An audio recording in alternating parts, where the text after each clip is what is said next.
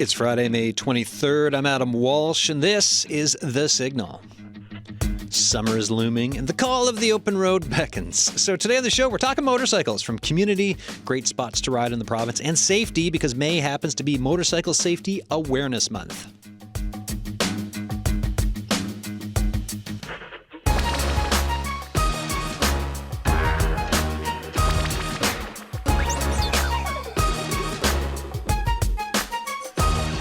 I'm just looking at John Pike back there. I don't know if maybe we'll keep the motorcycle sound effects at the start of the show, John, for just regular shows. We shall see. Anyways, there it is. Yeah, just randomly through every show. Gardening on Tuesday, motorcycle sound effects. I love it. Folks, if you want to join today's conversation, if you've got tips, if you want tips on motorcycle safety, if you're curious about entry points into maybe starting to ride motorbikes, or if you've got a story of within the community, right, for riding a motorcycle, good spots to check out across Newfoundland and Labrador, get in touch with us. The lines are open, 709-722-7111, 1-800-563-8255, emails thesignal@cbc.ca. And you can text us, 709-327-8206. Lez Snow is here, Iceberg Alley Riders Motorcycle Safety Coordinator. Back again. How you doing? I'm great. Thank you. Thanks for doing this again. It's an important show to do because we're talking safety, but it's also enjoyable just to talk community and exploring the province. We look forward to this every year. And Ellen Thompson is here. Hi, how are you doing? Fine, thank you. So what's your position with the Iceberg Alley Riders? My husband, Wayne, and myself are the chapter directors of the group. Okay. Well, so what do you do when you're a chapter director? We do a lot of organizing with the group. Yeah. We put together some training courses that we run throughout the year when we're not riding. We do a lot of community involvement and fundraising, things like that, Salvation Army and that kind of thing. Oh, cool. We can talk about that a little later. Yeah. And we do things like this, and Les has been wonderful getting out into the community, doing motorcycle awareness and letting people know that bikes are on the road and that they need to be aware. Have you been out so far this year? I have not, but my husband has. Okay. Yeah. All right, so I'll put a pin in that to ask him when he's on now in a little bit. But, Yes. Les, what about yourself? Have you been out? Yeah, I've been out a few times. Okay. It's been cold. Yes, it has. You can dress for the cold, all joking aside. They say that, yeah. But Okay, it's, go on. it's still, cold isn't as bad as cold and wet. Yeah. We have had cold weather, but we also have had some dry weather. Yeah. And you've got to understand, these are die-hard riders. No. Is that bit of sun? Let's get out on the bike. Right. Right. So then for that first ride of the year, what do you do? Well, that's a good thing to talk about because it's so important. Well, you got to first of all, get your machine ready to ride. Yep. I got mine ready, thorough, top to bottom, make sure the oil's changed, check all your pressure, make sure everything's tight and right. And for yourself, you have to be mentally prepared to ride. You don't just take your bike out of storage and then just go on a 5-hour drive. No. Or ride. You need to do a shakedown ride. Go some roads that you're familiar on, or go to a parking lot and do some tight maneuvers and get yourself, loosened up, get back in the zone for riding. Why is that so important? It's 6 months that most of us have been away from riding. It's muscle memory is so much, but, you have to be in tuned to ride. It's your balance, it's your sight. It's different than driving a car or a truck. It's, the attention level is totally different. And the hazard level is totally different. My first ride was actually over a month ago when we had that couple of days of summer. A beautiful day. It was, mid-teens. But the hazards that time was the gravel and sand and everything all over the roads. Yes. That, if you're looking at it when you're riding, you can try to maneuver around that. But soon if you have to stop and you have to put your foot down, every rider knows if you put your foot down on pebbles, your foot doesn't stay underneath you very securely. No. Right. So it's all that. Like, there's a lot of consideration. So not like that saying it's like riding a bike. It's like, well, hold on now. You got to do a little bit of prep before you get back on that bike when it's a And, motorbike, which yes, is responsible. It is the responsible thing to do, and you know, it's on us to treat it. You know, it is recreational for most of us. It is a sport for many of us. It is relaxation for me and many of us. But it's, you know, we are on the roadways. We have the same responsibilities as any other car or truck. We have the same rights as every other car or truck.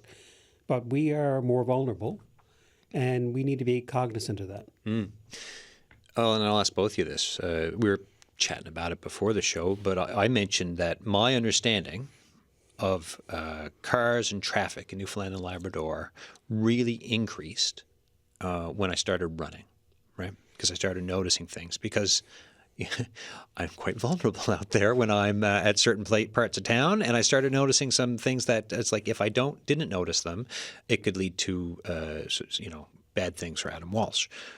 When you're out on your bikes, like how is what's awareness like, and what was that process like when you started riding, of just kind of seeing more and understanding like the threats that can be out there with other vehicles and driving behavior? I know when I'm out there, I'm more aware of what the drivers are doing Totally, yeah. rather than what we're doing. Yeah. Because I need to anticipate if they're going to turn right or going to turn left or change lanes and not bother to look before changing lanes, making sure that I'm in a position that they can see me in their rearview mirror or their side mirror. So there's a lot of things you think about. Yeah, right. That awareness is much like it's just heightened because you're vulnerable. Yeah. Right, Les? And it is all that, and it is, you know, we have to look out for ourselves, but we do spend as much or more attention on our surroundings, on other drivers. And there's a lot of things that, and I was talking to your producer there earlier before the show, you know, we encourage anybody, if you have the opportunity, to take a motorcycle riding course. Yeah. It'll make you a better driver in general. If you take the course and you never ride a motorcycle, you will be a better car or truck driver. And that's I think always something that could be useful in Newfoundland and Labrador for the drivers across the province. Yes. And I'll just leave it at that. We've got a piece of tape to play, and only one for this show because we've got calls to make. We got to call your husband now in a minute too. But we wanted to get in touch with the RCMP, right? Just to talk about to get some of the latest on data on accidents that we could share. So we reached out to RCMP Corporal Jolene Garland earlier this morning. She had an appointment at lunchtime, couldn't come on live. So Arlette Lazarenko, the associate producer for the show, gave Jolene Corporal Garland a call, and this is just 4 minutes of them chatting about some of the safety stuff. So folks, take a listen. What are some of the data you found on motorcycle accidents? So motorcycle accidents or collisions or crashes, thankfully, we don't have, a lot of those throughout the province. In 2024, we had 2 fatalities where a motorcycle and a moped were involved. And thus far in 2025, we have no reports of motorcycle fatalities. What do you find are the biggest mistakes or offenses that you're seeing on the road, when it comes to motorcycles or related to motorcycles? The number one complaint or report that we receive concerning motorcycles is certainly speeding and speeding offenses. That is definitely overwhelmingly so the number one report we receive. A close second would be incidents of reckless driving. So the next 2 factors do involve reckless driving. The second one would be like swerving, weaving in and out of traffic, or doing stunts on the motorcycle itself. And also people were reported to be speeding while doing these things. And thirdly would be unsafe passing. So whether they're passing on the inside of a motorist, on solid lines, that sort of thing. And again, this oftentimes involves speed. And is there more police presence now as we're heading towards the summer? Certainly, as the increased presence on the highway with traffic volumes increases, you can expect that our officers will also be out patrolling and looking for those that are driving dangerously or driving while impaired. Is there any benefit or like a safety add-on when a motorcycle is driving in a group? Is it more likely that you get into an accident if you're driving alone versus in a group? Like, do we have any idea of that? I don't believe so. If I just look at, say, the 2 fatalities that occurred last year, they were not traveling in groups, so it certainly doesn't suggest, just based on that limited data there. A collision or a crash can happen at any time, whether a motorcyclist is traveling alone or whether they're traveling in a group. If a motorcyclist is traveling in a group, it's important that they don't travel beside one another. It's illegal to do so. They're supposed to be spread out following behind one another and not beside one another. Tell us more safety tips that you have for motorcyclists or for drivers on the road sharing the road with motorcyclists. So essentially, motorcyclists, of course, helmets are mandatory. They're absolutely mandatory. They're really your main level of protection on that vehicle. So we don't typically see people not wearing a helmet. However, what we would see with those wearing helmets is that oftentimes they're not properly fitted or properly fastened. So in the event of a collision or a crash, if this is not taken care of, that helmet is likely not staying on the operator's head, so it's not going to offer much protection. Operating a motorcycle is dangerous. Essentially, if you do find yourself in a collision or crash, no matter if it's in, the community or the city, or if it's on the Trans-Canada Highway, the impact of that is going to be much greater than in a regular passenger vehicle. The chances of ejection, of course, are pretty well guaranteed that you're not going to stay on the motorcycle during the collision or crash, so you could get, ejected, tossed from it, and that's where we find serious injuries and death. Additionally, aside from the helmet, which is the main level of protection, we do encourage that motorists wear reflective and or protective clothing while operating the motorcycle.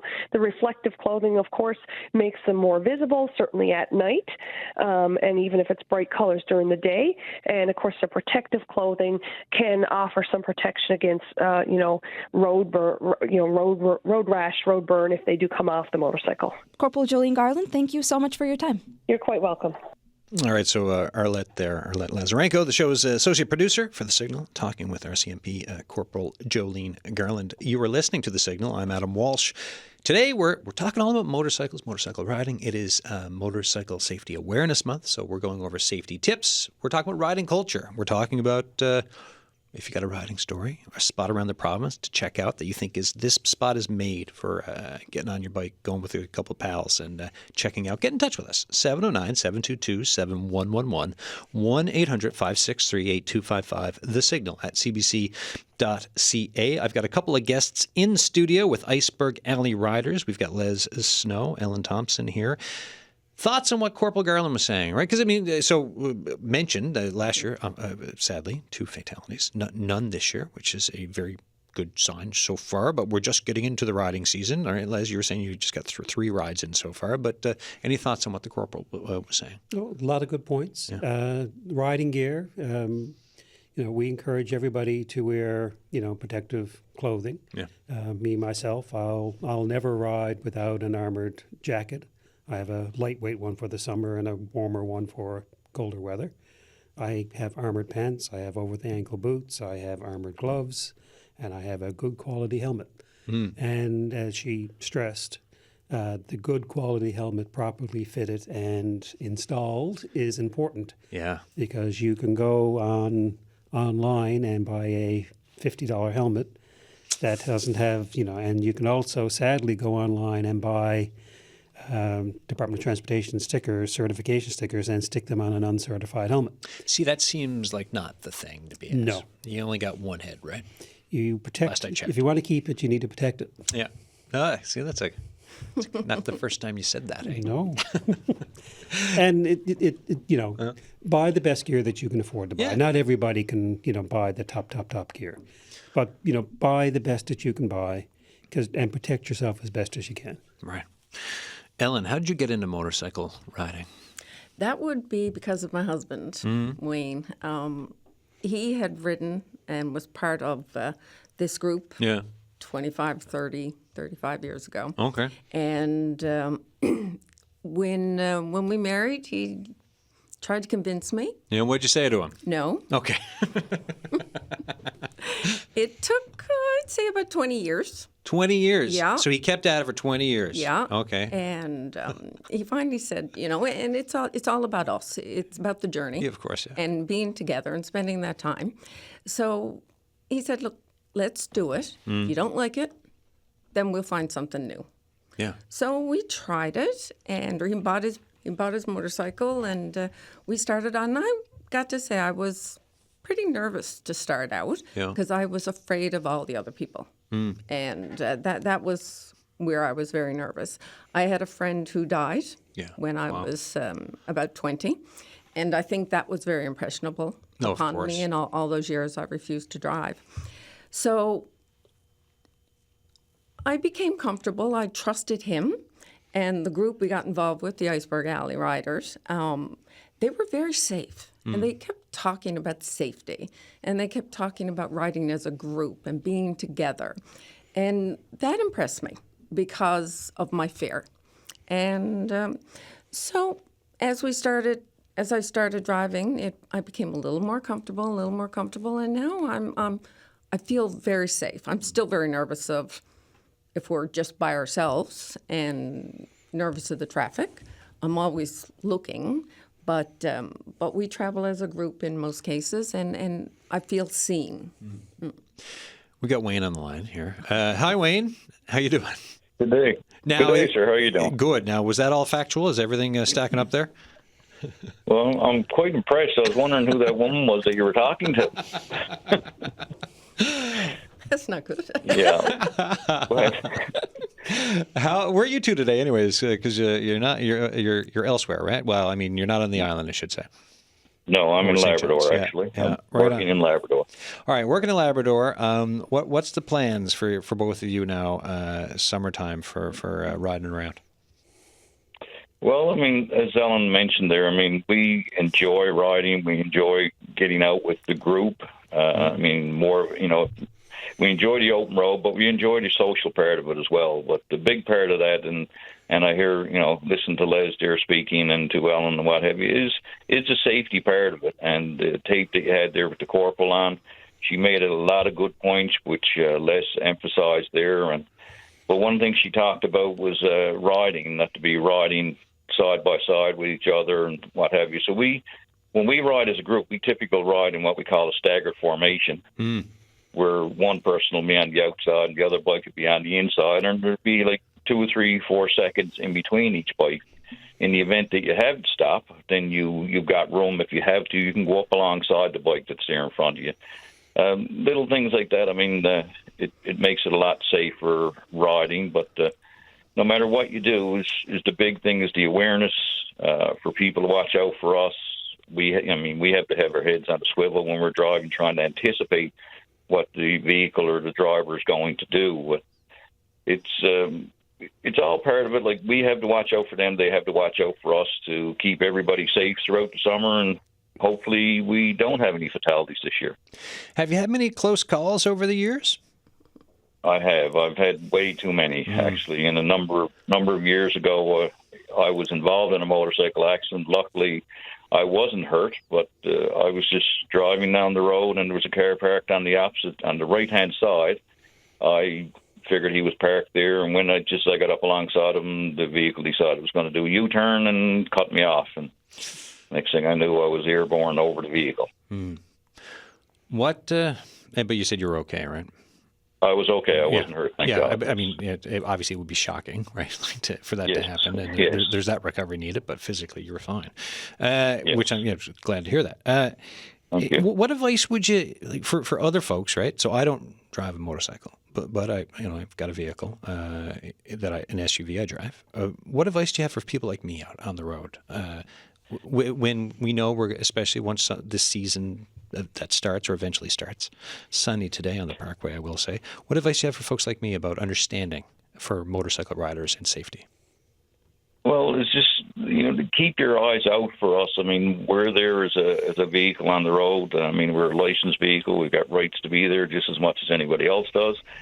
But one of our biggest things that we keep saying to people and try to emphasize, especially to drivers and to ourselves, is is look twice to save a life. If you're changing lanes, you're at an intersection, the stop sign, you're going to pull out. I mean, take that extra look, take that extra time to have a look. You don't know what's coming. I mean, the motorcycle could be coming, and you anticipate. You say, "Oh well, the bike is far enough away. It's not going that fast. It's got lots of time." But the thing is, you can't. It's not as easy to anticipate the speed of a motorcycle as opposed to the speed of a car. Now, even doing the speed limit, I mean, it's the same thing. It'll come up on you pretty quick. Last question for you. So it took like 20 years for Ellen to say yes to go out on the road with you. So when that day arrived, 20 years later, so patience and persistence, when that day arrived and then she started to feel comfortable with going out riding, what was that like for you? I mean, it was great. It's something that we really enjoy doing, and I mean, even riding myself, it's not the same as not having her on the back with me. But I mean, there is a lot of times I'll go out by myself and ride. But for her, and she said that it wasn't a point of her trusting me. Yeah, she was so nervous of the other vehicles around, figuring what they would do, and that we wouldn't be able to stop in time, or they cut us off, and different things like that. So that was her fear, is the other vehicles. And, she's gotten over that. She's got a lot of trust in me. I won't say she's completely gotten over it, but, we have to be careful. We had to be diligent in what we're doing and be very careful when we're riding. There you go. All right, Wayne Morgan, thanks for taking the call, while you're up in Labrador, and safe ride in the summer now. Thank you very much, and thanks for taking the time to have us there to get this message out. Oh, that's great. Cheers, Wayne. All right, Wayne Morgan. Your husband did really well. It's just great interview, right? Knows what he's talking about. Where's your favorite? Like when you guys are out, where's your favorite spot, or spots for riding, or do you or is it all just nice because you're with Wayne? A good one. I don't know if I have a favorite spot. Well, actually, I was riding with Wayne there the weekend without. Oh, right on. Yeah. So you met up with Wayne. You're going for a ride. I mean, I was a little cooler, but where'd you go? We go everywhere around the province. As a group, we have ridden every West Coast, Northern Peninsula, South Coast, everywhere. We ride every Wednesday evening, and we ride every Saturday. We have a ride schedule. Yeah. And and then we do excursion rides. On a Saturday, like this past one, we went out the highway, went down around through the Hearts Content, Hearts Delight. Went to Conception Bay North and did whatever. We'll do the Southern Shore. We'll do all over the. We are in the extreme east end of the country. Yeah. Wherever we go, we got to go west. So we are limited that way. And that's why during the summertime we do excursion rides. So Father's Day, we do an annual 3-day, 2-night ride. So we'll ride out to Central, plan a ride for, ride out on a Friday. We'll ride all day Saturday. We'll pick a ride, go to Bonavista, go down, whoever. Again, you plan a full day ride from your starting point. And then, you ride back on Sunday. Like I said, we've done Northern Peninsula. We've gone to Quebec. We've gone to Nova Scotia, New Brunswick, PEI as a group. There's loads of beautiful places to see. And you actually see them more on a motorcycle. Yeah. Yes, because the perspective is different. It's a different type of a feel, a different view than if you're in a vehicle. And I mean, for me, sometimes I can be if I'm driving, it's different. But if I'm in the passenger seat, sometimes I'm also asleep. So I miss tons of things. Well, there's that too. But with us, we'll ride and stop, stretch your legs, take a pee break or whatever you have to do. You will do shorter stretches on a motorcycle than you will in you're not going to drive from here to Port aux Basques on a motorcycle without getting off half a dozen times. Yeah. But we'll pick a spot. Pick a nice spot to go down by a wharf and see some boats, or by a beach, or by a historic property, or do something. We do up a schedule for the summer. Yeah. So every Wednesday, every Saturday, the ride is planned. Yeah. So everyone kind of knows this is where we're going. And if you're somewhere else, you can always come meet up because you know the end location. So that's good. Yeah. Yeah, and like with the planning, I mean, with planning comes safety elements because you know where you're going, what you're doing. You can plan it out, look at the route, consider it, and all that kind of a thing too. Which is given the nature of the discussion today, and when we're talking about safety and the kickoff from the start and riding, the first ride of the summer to planning out where you're going, all that kind of matches in with doing things in a way that you can have a successful, safe, enjoyable ride. Right, and you always grow as a rider. Yeah. And you don't just do your course and then forget about training and forget about learning. I've evolved into this that I take every single opportunity that comes my way to learn. Do advanced rider courses, do online training, do in-person training. If you're out with more experienced riders, you get tips from them, they get tips from you. It's all about learning and protecting yourself and protecting, the community in general. Right. Folks, this is The Signal. I'm Adam Walsh. May is Motorcycle Safety Awareness Month. Today on the show, we do this. It's an annual show we do, right? We talk about motorcycle riding. We talk about safety, right? Tips on safety, but also stories about riding, great spots in the province, Newfoundland and Labrador. If you would like to join the discussion, 709-722-7111, 1-800-563-8255, thesignal@cbc.ca for emails. And if you want to text us, 709-327-8206. We have Dale Williams on the line. Hi, Dale. How you doing?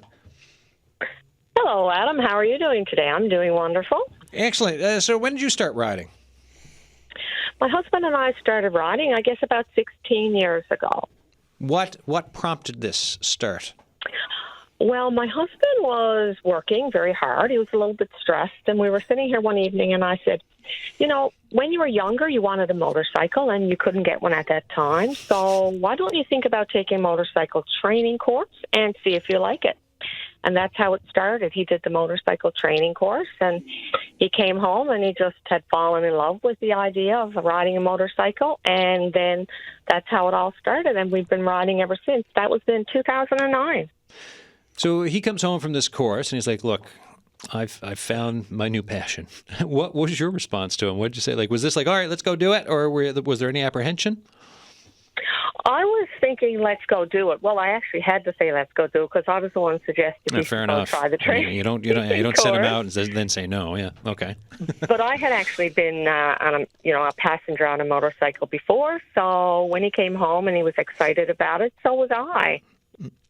Then talk to us about some of the, like, whether it's a trip or a story from riding or something, like, anything you want to share. I just find with riding a motorcycle, it's so different than riding in a vehicle. It's a little riskier, but of course, with proper training and gear and all of that, you can mitigate that risk. So it's a lot different, though. When you're riding a motorcycle, you can smell the freshly lawn mowed. You can smell the fried chicken in the restaurants. You can talk to construction workers. So it's a totally different experience. We've had a lot of fun riding, and of course, safety is our number one priority when riding. But we did have, I guess it was about 3 years ago, we had a fun trip. It was just us and another couple. We decided to go to the West Coast and went on a little ride there. And it was very enjoyable. We went out around the Bay of Islands. And on our way back, we were in Deer Lake, and we stopped into a convenience store / gas station. And a lady who was in the lineup heard us talking about, we have to go back to St. John's. I wonder if there's another side trip we can do. And she said, I don't mean to interject and be listening to your conversation, but have you ever been to this community? And it was Kings Point. It's out around Springdale area. And so we stopped in there, and it was one of the most fun trips I've had. A small community. Everybody was so friendly, and they had the beach area set up. It was gazebos and umbrellas, and it was almost like you were in a little mini Caribbean island. It was beautiful, and we had so much fun there. And I think it's a big testament to the people of Newfoundland and Labrador. You're on a motorcycle, it's always a conversation piece, and people are so friendly. It was just a fantastic side trip that was totally unexpected, and we would never have gone there had we not had the advice of a stranger in a store. Oh, that's nice. And I can see it being such a great way to explore, I mean, anywhere, but especially we're in Newfoundland and Labrador. We're talking about Newfoundland and Labrador to see like you said, you talk to someone and you end up somewhere you never even planned, and it's such an enjoyable thing. Neat. Well, Exactly. What are your plans for this summer? For this summer, well, we actually just sold our motorcycle a couple of weeks ago. Okay, all right. We are planning to get another one, so we're in between. So we're hoping to do that. My husband is retiring next month, so we're hoping to be able to pick up another motorcycle somewhere around that time. And we will be riding with our best friends that have become family, actually, the Iceberg Alley Riders.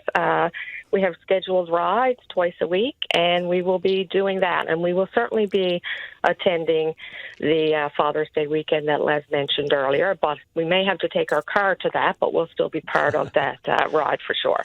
Excellent. Dale Williams, thank you so much. Congrats on your husband's retirement and safe riding now through the Thank summer. you. And yes, I hope you get the best, the bike you're both dreaming of now when you get the new one. Absolutely. Thanks for having me, Adam. All right, see Dale. Dale Williams there. Let's stay on the phones for a second before I go back to my guests. Earlier in the show, we heard from Corporal Jolene Garland, right, talking about safety. Also, and this comes to the responsibility part that my guests here have been talking about. There is responsibility around motorbike riding. And like with anything, cars, motorcycles, trucks, not everyone takes that responsibility to the full extent that they should. Richard Whitaker is on the line. Dick Whitaker, how you doing? Yeah, very good. I got to pull off the road. I've got you on speakerphone at the moment. Just a second. Yep. All right. So he's just as he's No pulling. problem. No, as you're no. Be safe, sir, and we're here for you once you're ready. Because the notes, Mr. Whitaker's got some stuff to say about what he was noticing a little while ago. Hey, are you there? Yeah, I'm here now. Excellent. Yeah. So what were you seeing? Tell us now. Well, this is not the only time I've seen something similar, but I was just by the town hall, in Portugal Cove, St. Phillips, and there's this. I happen to be standing by the road, looking at something, and this kid on a off-road motorcycle, whatever, was coming down beside the city hall at a fair pace. It's not in an area where you should be going fast anyway. And then I could hear this kid saying, slow down, slow down, slow down. And when they passed me, I realized they were towing a kid on a bicycle. And they went over a speed bump right after that. Luckily, the kid didn't come off. But parents are buying kids these off-road bikes.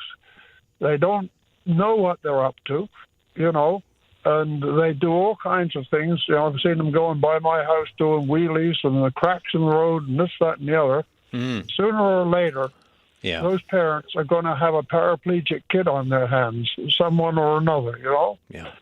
No, and these things are not babysitters, right? So yes, there's a massive amount of responsibility when it comes to supervision required for that type of stuff, right? Yeah. Well, I live in Portugal Cove, and I know that there are kids on those off-road bikes that come there from Airport Heights to ride up and down, and they're ripping up the meadow up by the field in the pond there, at the top of the road.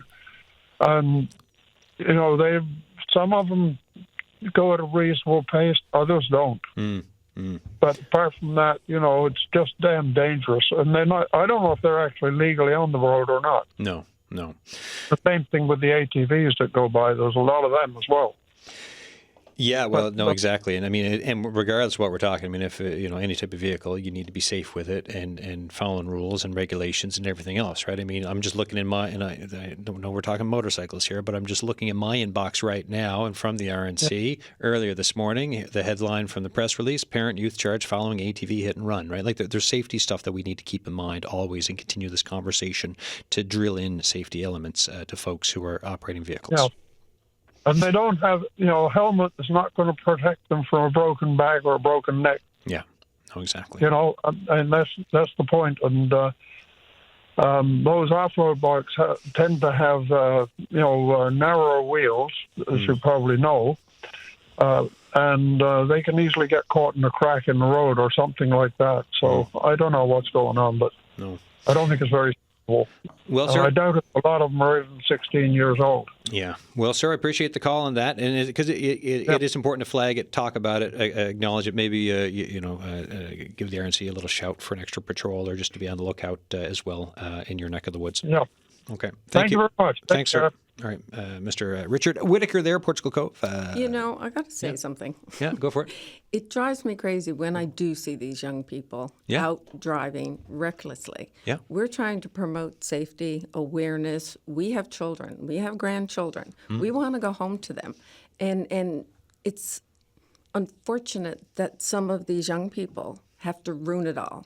So we kind of get labeled as motorcycles. No, they do not have a right to be on the road, and that mentality just drives me crazy. Because I was about to ask that even before Mr. Whitaker called. There was, in my question line that Arlette was putting together, it was one of the topics of discussion I wanted to get to. It's people's feelings around motorcycles, because there's a reason why you're both here, right? There's a reason why you're here every year, Les, right? To do this conversation with your group because of the way you talk, what you do, everything else. Then there's what Dick Whitaker's seeing, right? With the younger folks. I see folks, I'm living down in Kitty Vitty, and I know the speed line, the speed limit out of the village is 30. And there are motorbikes that I see coming out there that obviously did not get that memo, right? And then that affects feelings on things as well. But then there's this range, right? Like everything in life. Yep. But and so to your point, yeah, it can, you feel frustrated by it. Les, how about yourself? Well, there's all levels of riders. There's good riders, there's bad riders. Exactly. And we've all seen things. Yeah. We can spend a whole day on a show just of anecdotes of things that we've seen. Yeah, people vying for the Darwin Awards. Yeah, totally. This past week, not a word of a lie, Yeah. I was driving. I drive around town, around the province a lot for my work. So I'm in my vehicle a lot. And I was driving this week, and a motorcycle going up a hill on a blind corner on one wheel came straight at me. Yeah. Now, I slowed down, stopped. He veered off. I don't even know if it was a he or a she. 'Cause they were in full gear, thank goodness. At least it was ridiculous. And a couple of years ago, I saw somebody texting riding a bike. No, as the rider. No hands on the handlebars, texting. I've seen that. And That's wild. it's, One little rock, and they're gone. Yeah. so, the thing is, and with us, you can't tar everybody with the same brush. No, of course. Yeah. And a lot of people get it in their minds, not everybody, not even the vast majority, but some people get in their minds, motorcycle bad. Because they see bad things and everybody gets tarred with the same brush that, motorcycles are bad, they're dangerous, they're riding too fast, they're riding too dangerously, they shouldn't be on the road. Because they shouldn't be on the road, we shouldn't respect them and we should get them off the roads. So there are a good number of people out there like that. I've had incidents where people, have come up to me and said, "You shouldn't be on the road. You shouldn't be on that dangerous thing." And I said, Oh, thanks. "Thank you." Yeah. But bottom line, we're just trying to promote safety Yeah, and exactly. to make people aware that everyone wants to go home at the end of the day.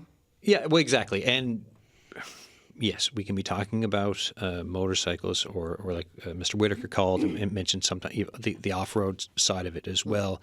All you got to do is drive it on the highway on any number of days, and not the motorcycles. It can be whether the cars or the pickup trucks, sometimes going down the center lane or on the double yellow trying to pass, or on the shoulder, like the stuff you will see out on the highway when you're driving. So there are folks who are safety conscious in this province, and then there are others who perhaps should do a lot more learning and inward thinking about their driving. Nicely behavior. put. Yeah. So once you do enough radio, you figure out how to say nice outward words, and the inward stuff just stays. Yeah. I got a question for you both. What's it like to get insured for bike riding? Is it different or the same as is it a different cost, or are there differences in it? Well, it's a different classification of rider of insurance. Yeah. If you're a good rider and you are accident free, it's a reasonable price. Yeah. even as a new rider, when I first got my license, I didn't find the insurance costs absurd. No, not at all. Someone mentioned to me sometimes some insurers have dropped cover, and I don't know if you've run into this or not. All the ones, yeah. There are only certain insurance companies Okay. that will insure motorcycles. When my insurance company that I have my cars with, when I got my bike license, they said, nope. I had to go to another company to get my bike licensed. Yeah. Insured, sorry. Insurance. And then, and did they make you have like both your car license and your bike license, or could you do that separately? I did it separately, Insurance, but- not a license, insurance, car insurance and bike insurance together? I did it separately for a couple of years, and then eventually we worked it out that we found a company that did everything. Yeah. Okay. Which again, as you know, costs go down, cost savings. Bundling, I think, is the yes. term that that gets drilled into me lately. It's like, oh, have you bundled yet? I'm like, sure. Yes. But yes, it's all about cost savings. Right. Okay. Because I was just interested on that because it's one of those things where when you're thinking about getting into something, right? So it's what's the insurance cost? Can you get insured? Safety courses, like what are the entry costs for what's that like, the process for getting involved? The courses aren't expensive, but they're hard to get. If and I'm very, very happy about this. Every motorcycle course here in this province sells out. Hard to get into the courses, which is a good thing because people are taking the courses. You will save money on your insurance if you go through a validated Right. Training school, just like you will with a car. Yeah. But you could also, if you wanted to, teach yourself, go do your balance test, without going through a school. But my experience with the school system is excellent. Yeah. They drill into you the safety aspect of it. They make sure that you're ready to be on the road. Not everybody is fit to be on a motorcycle. Yeah. Not everybody should ride. If you're not comfortable to be on a motorcycle, you shouldn't be on a motorcycle. Yeah. And they'll weed out who, people they're wanting, you really shouldn't be in this, take the course, learn, but you really shouldn't move forward and get your license. They will tell people that. If it's precarious, if it looks like you can't do it, then you probably shouldn't be, or definitely should not be doing it. Let's on the phone lines. Previous guest, multiple times, Darren Dunphy, Safety NL's motorcycle and off-road safety expert. Darren, how you doing? I'm well, thank you. Have you been out riding so far this year? How's stuff going? Actually, fairly minimal. We've been pretty busy with the training and such, so I haven't had quite the time at this point. Tell us about, what training have you been up to? Well, obviously our motorcycle safety training program that we offer in the province, right across the province for Safety NL. We've started that now. We're into our 5th week of training new students to ride motorcycles. Right on. We do that, and we also do off-road safety training as well, as in ATV, side-by-side, snowmobile, and those sorts of things as well. 5th week of training. How many folks have you trained? To date, if I was to guess, I'm saying 85. 85 people. Yep, so far. And it's really early in the year, as you can appreciate. When people are done with the training, what's their perception like from when obviously they know how to ride, they're safe, but what do you see as changes with them for their awareness for heading out onto the road? I think mostly some folks coming no experience with the motorcycling world, they can be eyes wide open. But when they complete the gremlins in the system. We're going to try to get Darren Dunphy back. So, Darren, you're breaking up there. So we're going to see. I don't know if he's got an iPhone. We might. We lost him altogether. Okay, great. We'll try to get him back. See, when you're making phone calls, Newfoundland and Labrador, you never know. They do great work. Yeah, and it's been a lot of years. We go by there and we see all the people learning on the motorcycles, and I think it's great what they do. And it is excellent. Going into what I was talking earlier,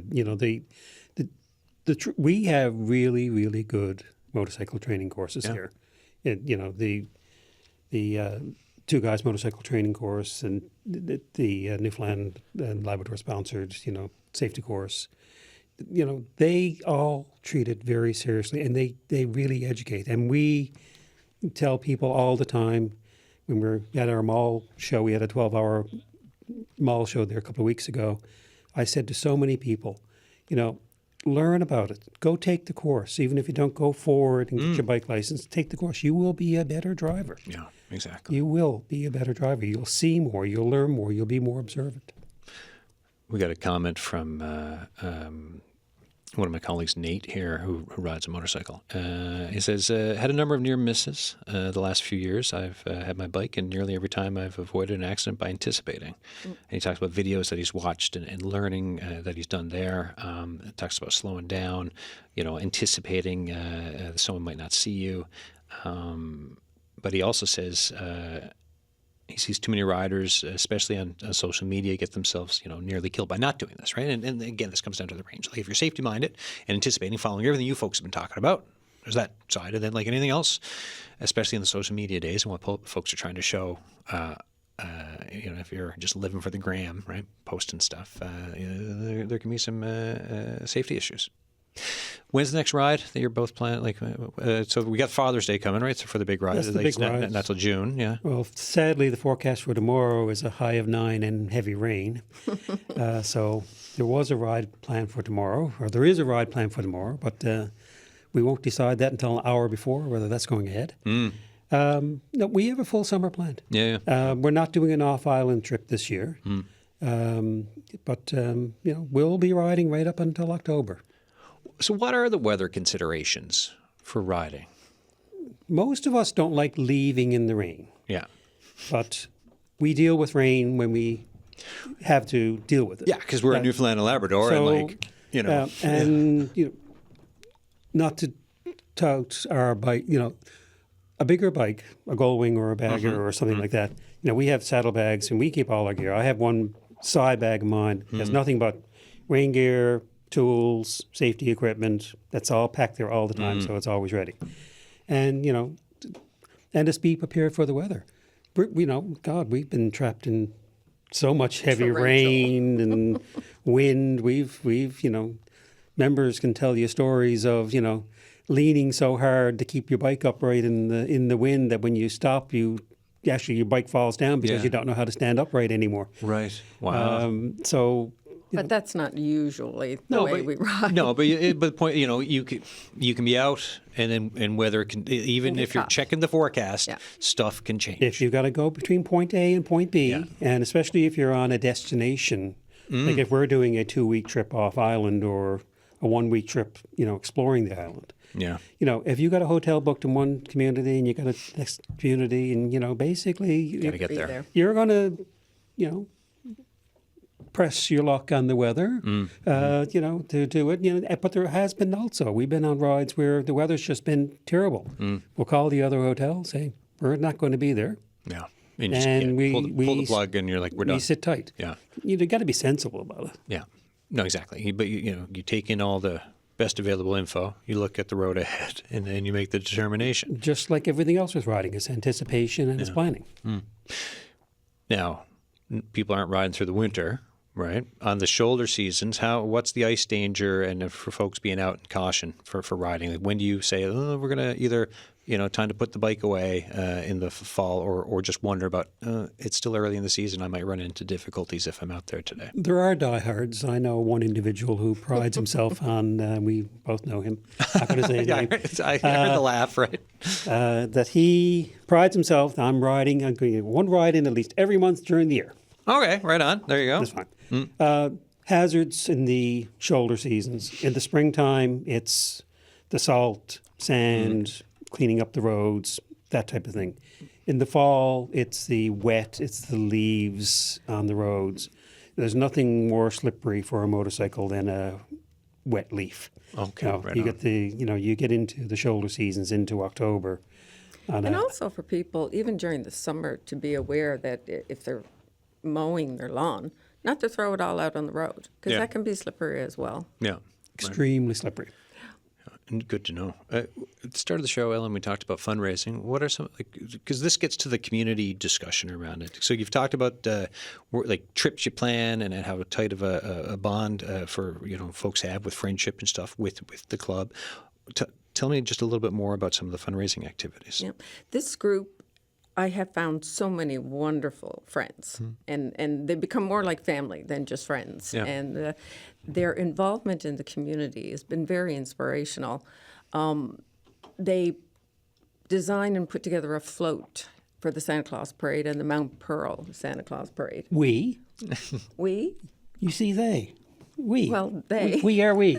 We are we. All right. They is me and you and we. Yeah. All right. That's right. And so that's fun. I remember, I forget, what was last year's float? It was the Mickey Mouse. We did the Disney theme last year. That's and right. We and did the year the before Minions before that. And, So that they really come together and make the kids happy. The other thing the group has done is we are involved with the Salvation Army, and we do a ride every year, Toys for Tots, and we collect donations and toys and things like that for them. And then we have a Christmas party every year at one of the hotels, and we'll do stockings and gift cards and things like that for the Salvation Army and deliver that down there so that they can distribute that to the families. So the involvement in the community has been great. We support the Bells for Balls, so we do a ride for that, and we Is that coming up again? that's usually in the fall. Oh, is it the fall? not? well, Okay. yeah, no, it was late. February. Yeah. February. Okay. So, So I saw some. Sorry, I saw some email the other day, so I'm just not sure what. But Well, Bells with Balls, we do with them throughout the year. They do 50-50 draws, and we try to support them in any way we can. But they do a ride every summer, but they leave it up to individuals. Like your ride can be this week, mine ride can be the following week or whatever day. They've organized it that way. So we won't do a big. We'll just put it out to our members. Today's ride is for Bells with Balls, and we're going to be collecting some money for them and so forth. Right. As we wind down, finishing thoughts for folks, whether it's safety tips or something you want to leave the message for today's show. And there's only a minute and a half, 2 minutes left. We need people to actively look for motorcycles. Yeah. Not just glance, we need you to look for motorcycles. We are more vulnerable. If we're in an accident, we are the ones that are going to lose. As riders, for our group and my friends who ride, we will do our part. We promise. And look out for you. We'll look out for us and hopefully get the same respect back. And if someone's thinking about taking that step, right? We mentioned this earlier. What's the way to kind of explore that, just as a reminder for folks? The next step into getting into riding bikes. Do a training course. Yeah. Talk to your friend. If you have friends that ride, talk to them, learn from them. But I can't say it enough times. Do a proper course. If you do the course, then you get the bug, follow through, get some training, get your driver's license, rider's license, and then learn. It's never ending. I'll learn something this week, and I'll learn something next month, and I'll keep learning. And I'll never be the best rider in the world, but I'm going to be the best I can be. Exactly. or find us online. Yeah. And come meet us up for coffee sometime. Yes, or and- come, on one of the rides. Hey, there's plenty of bikes that you can be taken on the back. You can have a chat. You can learn. Yeah, look, it's not just our group. There's loads of groups Yeah. out there, and there's lots of people to talk to. You're not alone. This is riding, and that's one of the best things about motorcycle riding. It's a society. It's a group. We're a fellowship. It's not what you ride as long as you ride. And the last thing I'm going to leave with for the riders is all the gear all the time. Wear your protective gear. Look out for yourself, and then you have a chance if you have an accident. Les, Ellen, thank you very much for this. We'll run you. out of time, so thanks for the chat. All right, folks, that is it for today's show. So be safe out there on the roads. No matter what you are riding, looking ahead to Monday, we will speak with folks in the autistic community in Newfoundland and Labrador. The conversation, the importance of autistic-led spaces for peer-to-peer support. We'll talk healthcare hurdles, other issues the community is advocating for, and we will go over stereotypes and stigma that folks face sometimes in this province. That's Monday. Don't miss that show. Enjoy your weekends, folks. Bye.